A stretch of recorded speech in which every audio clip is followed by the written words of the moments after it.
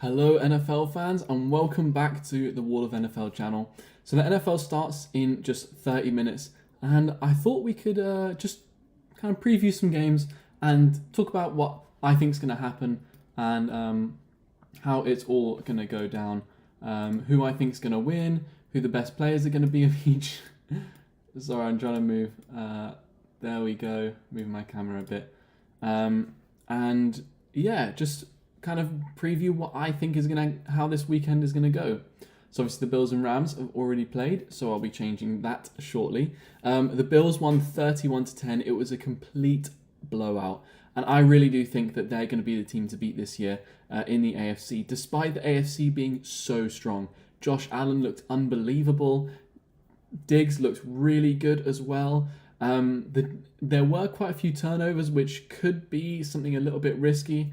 But without those turnovers, the Rams would have looked so awful had they not gotten those 4 turnovers. 3 or 4? I think it was 4. Stafford looked not quite himself. Kupp looked really good, but he was the only guy Stafford had to throw to. And without Odell Beckham, I just think they look like they're going to struggle. But it was the Bills, who I think are the best team in the league. So who knows how the Rams are going to do, but it's kind of safe to say that the Bills are going to be really hard to beat. That being said, they could still work on those 4 turnovers, and it could have been a lot worse for the Rams. So let's start on the first game on the list. As you can see on wallofnfl.com. So we've got all of these games coming up today. And also on Monday as well. But the Saints versus Falcons, first one I want to talk about. I cannot see how the Saints lose this one. Well, I can, because it's against the Falcons, and we always lose one game against the Falcons, and we're away from home, so I can see how we lose this one. But last year, we destroyed the Packers on week 1, so we could do the same this year. We've also got Dennis Allen rather than Sean Payton as head coach, which is a little bit riskier, or I'm a little bit kind of scared about how all that's going to go. But yeah, I think the Saints are going to dominate. And if you look all across the roster, we have got a better player in every position, I think. I really don't think there's many arguments. Aside from tight end, there's not really any argument about who's better than who. Because, Kyle Pitts is better than Taysom Hill and whoever else will be playing at tight end. But our secondary is better. Our linebacker's better. Our defensive line is better. Our offensive line is better, although we're missing Terron Armstead and also our first rounder, who is injured as well. But maybe offensive line is a bit of a question, but our receivers as a whole are better than the Falcons. If you're including tight ends as well, I think our receivers are all better. Running backs, we've got the better running backs as well. So I really don't think that we should be making mincemeat out of the Falcons. The only problem is that they're rivals, and we're not really sure how any game in the NFL can go. So moving on to the Browns and the Panthers, I think the Browns are favoured in this game because they've got a better roster, but the Panthers have a better quarterback at the moment. Obviously, this is the Baker Mayfield revenge game, and so I think it's going to be quite a fiery one, and so watch this one if you can. I think Baker Mayfield is going to play pretty well, but he has got a really rubbish team around him, and that's why the Browns are favoured, because despite having a worse quarterback with Deshaun Watson out until Thanksgiving, the Browns, similar to the Saints, across the board are better than the Panthers. They've got Myles Garrett on defensive line, maybe one of the best defensive ends in the game. Maybe not, except for TJ Watt as well. But Myles Garrett's insane. The running game for the Browns is going to be really hard for the Panthers to stop. And I think that the Browns, they're probably going to win, but it's going to be quite a low-scoring game because neither offense looks like it's going to be doing an awful lot with the struggles that obviously both teams have, one at quarterback, one at everywhere else. So yeah, I would say the Browns would win this. Maybe it's also wishful thinking because we need to get more wins than the Panthers this year, the Saints need more wins than the Panthers. So moving on to 49ers-Bears, I think this should be a walkover for the 49ers. The only concern is the quarterback situation for the 49ers with Trey Lance. He is quite inaccurate. He's not a great thrower of the ball. However, the running game, Kyle Shanahan's running game can really take the 49ers past the Bears, and I think they will do an excellent job at making easy throws for Trey Lance. Play action and the run game are going to be really vital, and also Deebo Samuel's good at getting open, so Trey Lance will probably be able to find him every now and again and take them for some big yardage. The 49ers defense is also pretty good, and Justin Fields might struggle. He doesn't have an awful lot of support at receiver himself. But yeah, they have got the Bears obviously do have a new head coach, so that offense could actually could go really well.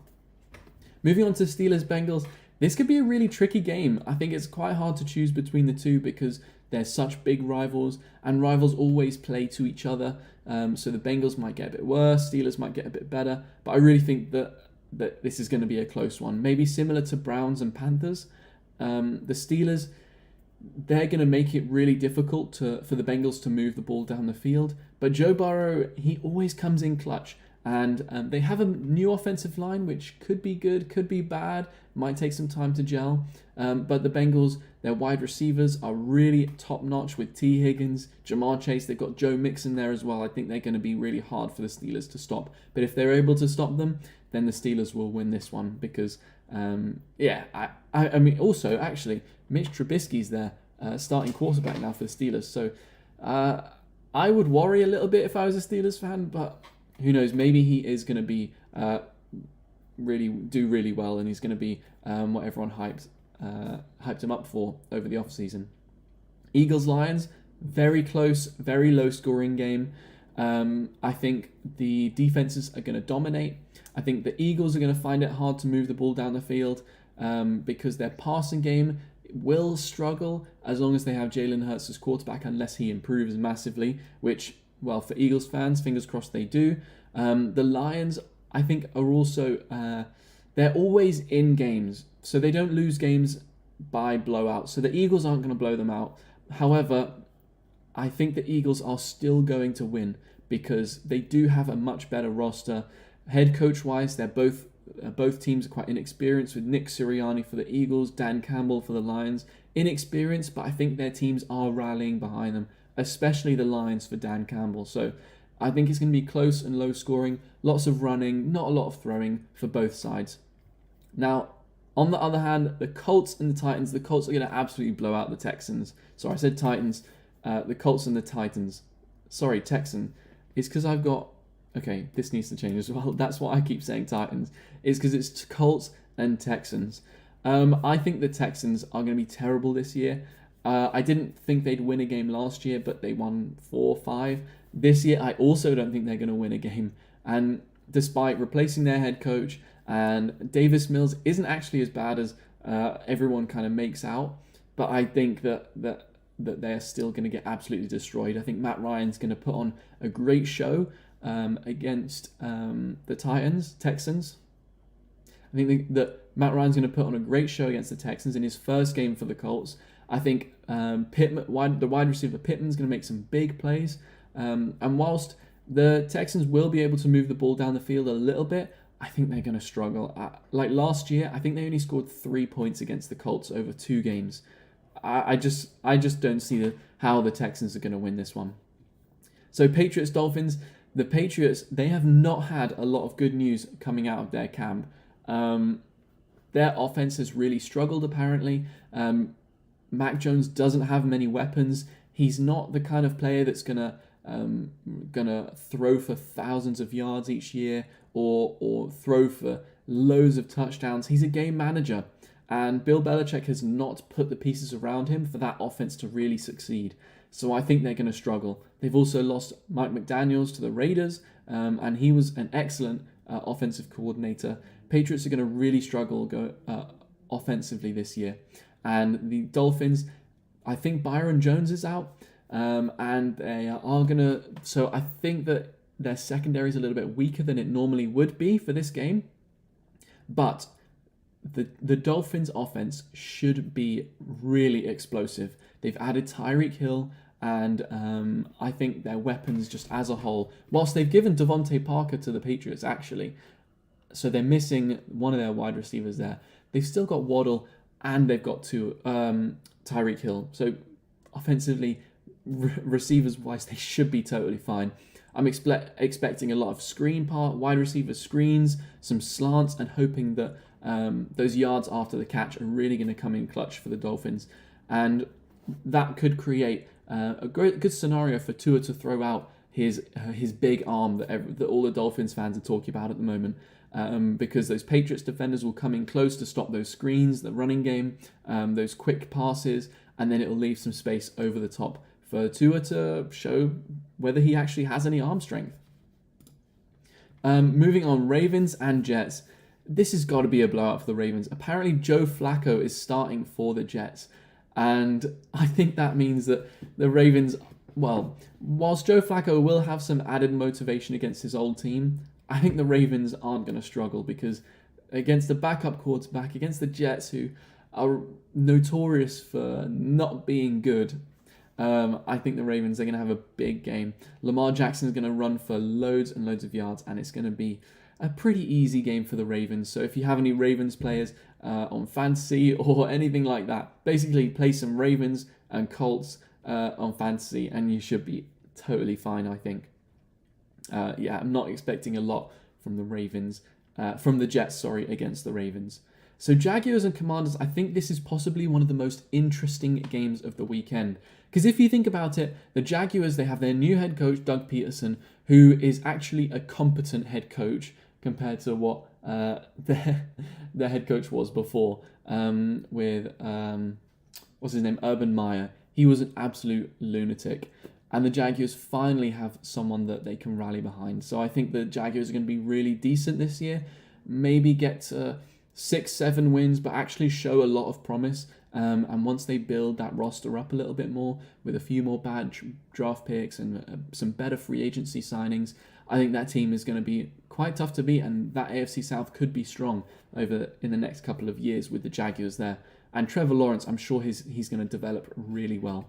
He threw 22 interceptions last year, but then again, Peyton Manning threw 25 in his rookie year. So, yeah, who knows?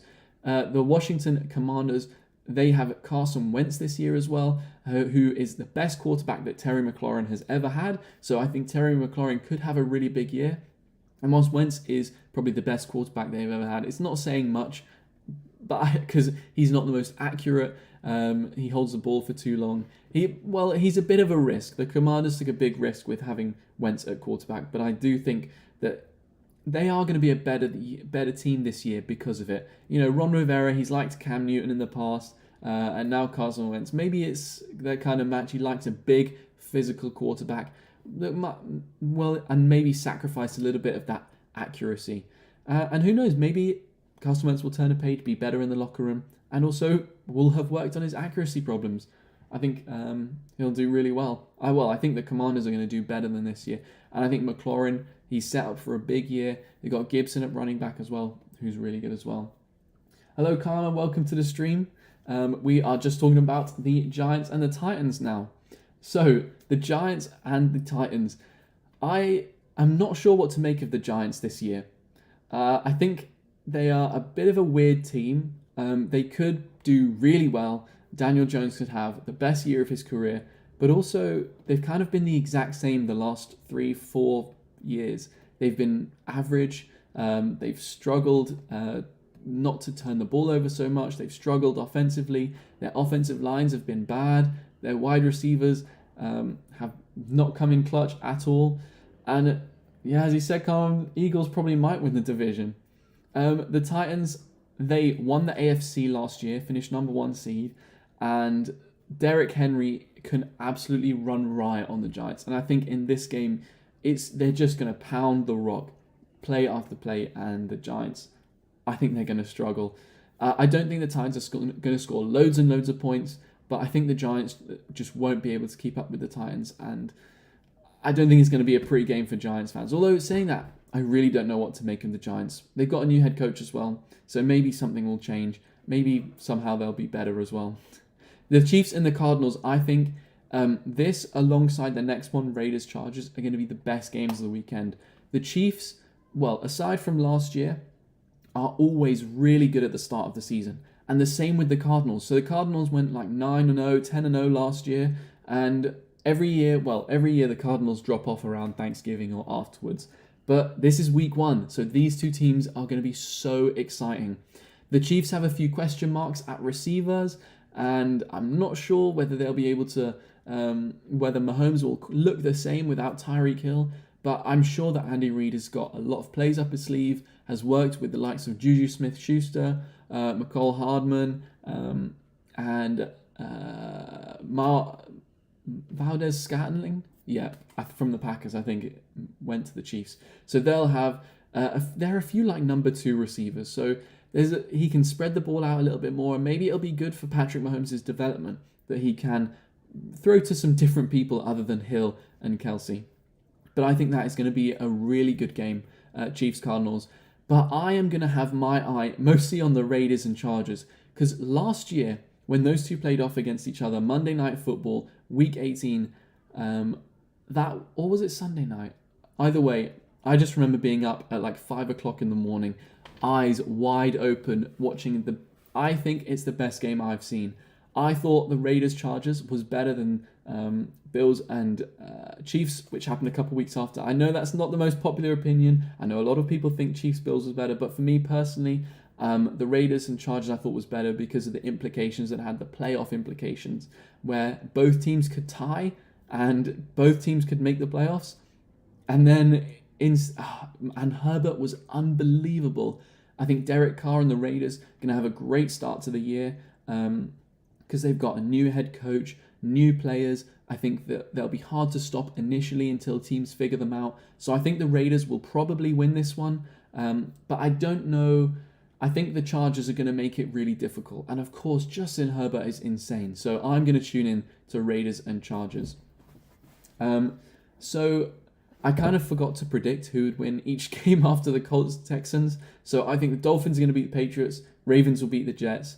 I'm not sure about Commanders-Jaguars, but I think I would root for the Jaguars because, of my Madden career mode that I did over the off-season. Titans are going to beat the Giants. I think the Cardinals are going to beat the Chiefs, personally.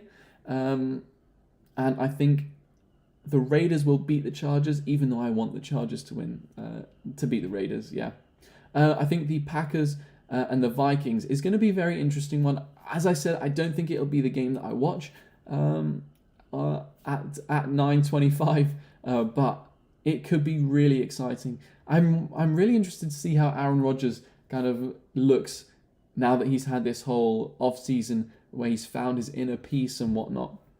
The Vikings are going to be really tough, though. Their offense is going to be very similar to the Rams because they got their head coach from the Rams. And so Cooper Kupp last year, Justin Jefferson this year could emulate how Cooper Kupp was last year. Their receivers are insane. Their running back Dalvin Cook is really good. Kirk Cousins is a question, but I think he's going to have another career year this year with the offense that they've got. So the Vikings are going to make it very, very hard for the Packers to win. But at the end of the day, the Packers are the Packers, so they'll probably come away with the win, even though I think I'd rather the Vikings to win. Buccaneers and Cowboys. So the Cowboys are at home, and I don't actually quite remember how I predicted this game to go in my long stream a few weeks ago where I predicted every game. If I were to pick a team,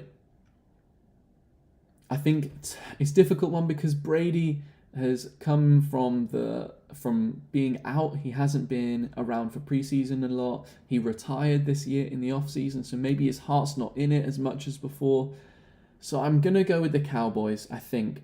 I've persuaded myself to go Cowboys, and I think it's just because the Cowboys, I think they're going to be more up for it than the Buccaneers. That's going to be down to it. And the head coach is new as well at the Buccaneers, so I think he might take a couple games to get used to it. Tom Brady might not be up for it as much as he normally is as well. So I'll go with the Cowboys for this one. And finally, Broncos versus Seahawks on Monday night, Tuesday morning. So the Broncos, it's pretty easy to go with the Broncos, and I'm just going to go with them. But I think it's going to be closer than people think because despite Russell Wilson, it's the Russell Wilson revenge game, and despite the fact that I think the Broncos will win, I think the Seahawks are going to make it very difficult for Russell Wilson to pass the ball as well as he would have done had he stayed with the Seahawks. So the Seahawks will make it very difficult. They know how to play against him. And the Broncos, they may need some time to get used to having Russell Wilson as their quarterback, playing a different way to before. But I do think that it's going to be close, but the Broncos just have so much more quality pretty much across the board. I think Rashad Penny is going to have a good game for the Seahawks because they are going to run the ball a lot this year with Geno Smith as their quarterback. So that pretty much rounds off my week 1 predictions.